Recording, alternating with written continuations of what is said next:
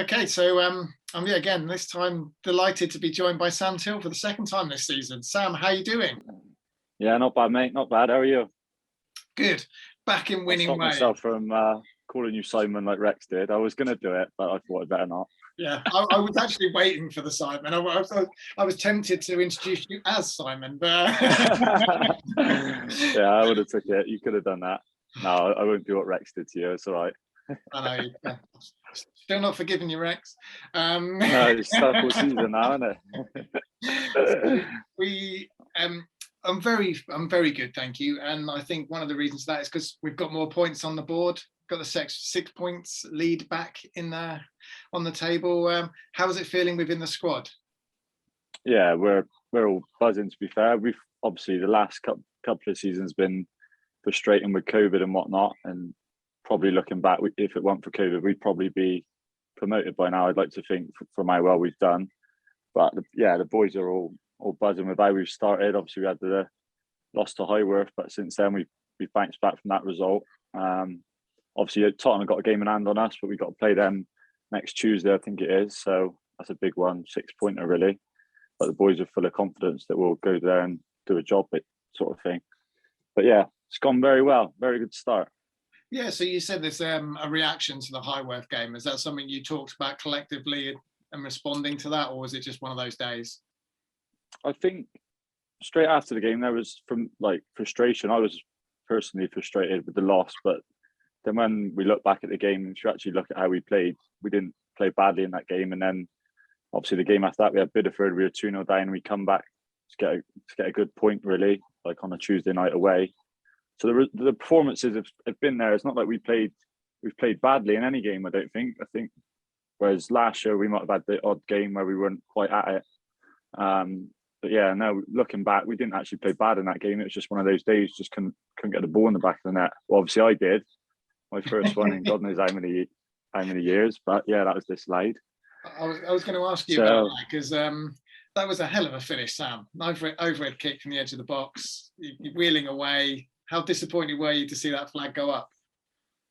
Wow, I'm not convinced it came as offside, to be honest with you. But yeah, I think I was already with the ultras by the time I realised I was offside. Obviously, not scoring for so long, it was a good feeling, and then yeah, I had it taken away from me. My bad decision, we'll say. I did think when the goal went in, because as you might have seen on some of the other videos, I was speaking to Marcus and to some of the other defenders about sort of picking up the goals, and obviously Marcus has got himself on the goal train at the moment, and I thought, I've got to do something to react now, and then to come up there, at least you've been able to top him and say, yeah, you might have got 4 goals, but I scored an overhead kick. Yeah, it was going to be up there for sure. I think I might have got goal of the month with that one, but as long as one of us is getting the goals, obviously when we go up for corners, we've got certain things that we work on, like Simo's drums it into us, what we got to be doing, and sometimes I might be taking the defenders the other way so Maps can get on the end of it. So I think we have scored. We've been doing pretty well from corners, to be fair. It's just, I keep saying if I get one, I'll start coming again, because before COVID, I'd call myself a goal scoring centre half. But yeah, those days seem to be long gone at the minute, but hopefully I'll come back sooner rather than later. Goals are overrated. It's all about clean sheets. Yeah, I don't really mind if we go to the end of the season and we do what we've done so far. If we lose one game and win, I think we've won 12, drew 2 or something. If we do that and I don't score a goal all season, I'll be over the moon with that. That don't really, it's not my main priority. Obviously, if I can chip in, it'd be good. But yeah, my main priority is getting black eyes for the boys and keeping clean sheets. Yeah, I was going to mention the black eye, but it was yes, bit of beauty this one, to be fair. Nose is bent as well, which ain't very good, but that's all right. It's all part of being a centre half, I suppose. Mrs. ain't very happy, but she'll get over it, I'm sure. I used to play up front, so that's fine. I wouldn't put my head in like that. Yeah, got to put your head in where it hurts in the back four. That's why I was no good. So on to the last game. So obviously an impressive win, I felt. How did you guys feel that? It looked quite ruthless at times. Yeah, I felt like I came in at half time and I just said to the boys that was like a proper although we conceded straight after we scored, which is frustrating. I think the way we reacted when it went 1-1, it felt like we were ruthless, especially in that first half. Like you say, like I think the third goal, I said to Pecker and Smudge, like obviously the strikers get the credit for the goal, but it actually came from them two just winning the fight really in the middle of the park. And I just felt like even Kane, like for the fourth goal, he's on a hat trick, went through 1-on-1, could have easily tried scoring himself, and he just give Ollis the easy tap in. Like shows where they are as sort of strikers all working together. So yeah, it felt like, especially away in those conditions, to win 4-1 with they're a strong physical team. Yeah, it was a bit of a statement, I would say, to the league. Definitely. What I enjoyed about that, the last Ollis goal, was that actually Kane was pressing the defender to win it off him as well. So it was really good to see all of that in play, really, to sort of the press to go through. And then, I knew what the result was before I'd seen the actual highlight. So I was thinking, does he really pass? Oh, he does. Yeah, but we have been saying it for a while. They obviously said just now to you about that. I didn't realise the stats with the goals on the assists, like Rex, Ollis, Jono, and Kane.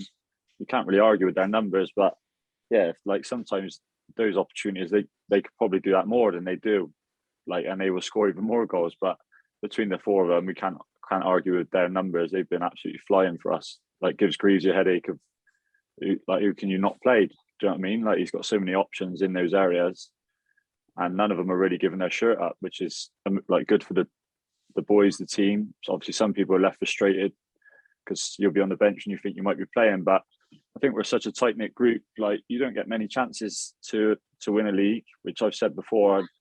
I've done it with Bolton. We got promoted through the playoffs, but it wasn't nothing like the squad we got now. The team we got together now. You'd be mad to sort of not want to be a part of it, basically.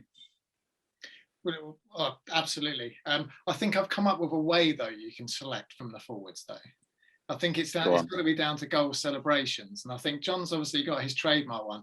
I'm still waiting to see something from Kane, Rex. Well, let's talk about Rex's celebration. I'm not entirely sure what that is. It's kind of jump, fall on the floor like a fish or something or other. But yeah, it needs a bit of work.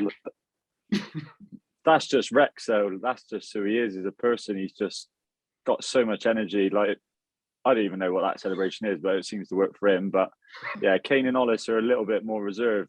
I will have a word with them because I might have to start telling them the ones I got in mind because I don't think I'll get out there to do them. But I got some beauties I'd do if I ever scored, I tell you. I think when you do score, just line them up one by one afterwards. Just carry on for the next 5 minutes. Just get booked. Yeah, just keep going until I get a book in. Or Dad snaps you off just because the play started again. Yeah, I'll have a word with them though and try and get some out there. So they're scoring enough goals. They need to come up with some original. I think that'd be good. The fans down the far end, they love that as well. Definitely. We're looking for a whole team choreographed maneuver. I think that's what we're looking for. Yeah, all right. I'll see what I could do. Something we got our team night out coming up. Yeah, we got our team night out coming up. So maybe we can put some practice in, try and come up with something. Absolutely. So since we last talked as well, obviously one of your friends, Riggy's signed for the club. He put it down to agent Teale getting him involved. How do you feel he's settling in? How do you think he's finding it being at Frome? Yeah, I think he's loving it, to be honest with you. Obviously, he's been my mate for years. And it came up really when we were watching the England final together.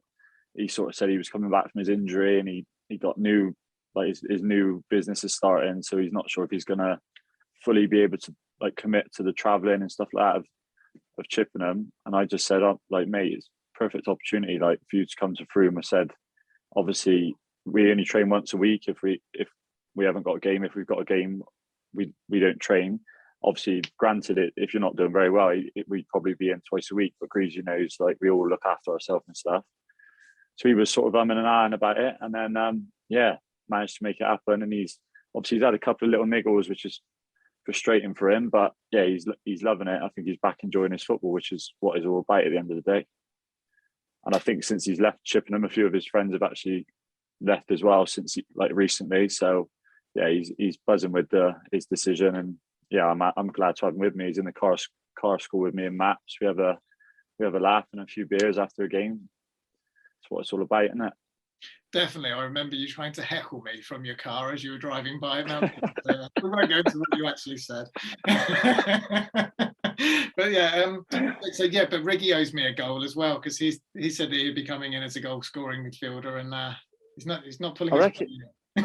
Yeah, because he's always been a goal scoring midfielder, to be fair to him. I think it's just like he's had a couple of knocks. He's been in and out of the team a little bit with his little niggles, so he can't probably get into his stride. But I'm sure he's the same as what I say I'll be. If he gets one, I think I'll start flying. I think that's a bit rich for me to say that. I don't think if I get one, I'll be happy. But yeah, I could see him ending up near. He'll end up with near 10. I'd say. I reckon he'll get 7 or 8 in the season. Well, put it this way: when I spoke to Marcus, he'd only scored 1, and then he went on to score another 3. And then I spoke to him back after he scored his first one, and then he scored the next week. And on that one, when we finished, he said, "I'll interview you again when you next score." And I was thinking, I can't do him 2 weeks in a row. Well, hopefully that means I'll score on Saturday then. Fingers crossed. Fingers crossed. So going on to Saturday, obviously Willand's coming up at home. It's the last home game before Christmas. We've got some stuff going on as well. So you and the players know that we've been running a Kitmas campaign, where we now obviously officially can reveal that we're going to donate 97 shirts to children in from low income families. But we're also delighted to announce a few other things, one of which is from yourself and the players, that you're donating 97 chocolate selection boxes to add to that pile. Thank you. How does this work? Like, obviously, everyone, like the people of Froome this year, the support we've had from the community has just been unbelievable. And obviously that's the connection with the Robins and stuff like that. Like anything we could do to help out a good cause is obviously, that's nothing to us boys. We got like a fines pot we collect money in, so we'd be more than happy to donate whatever we can to help the cause. And obviously just to appreciate like the support we get. Like I think our average attendance is 400 this year, and like when I first came, I think we used to get sort of 90, 100 to home games. So it feels like a real community club now, whereas it wasn't that when, like, obviously before you came in and when I first arrived, it was all a little bit disjointed, it felt. So yeah, anything we could do to give back something is, it's nothing to us players. We're more than happy to do that sort of thing. Definitely. And I think you see the relationship between the fans and the players, and it seems stronger than ever.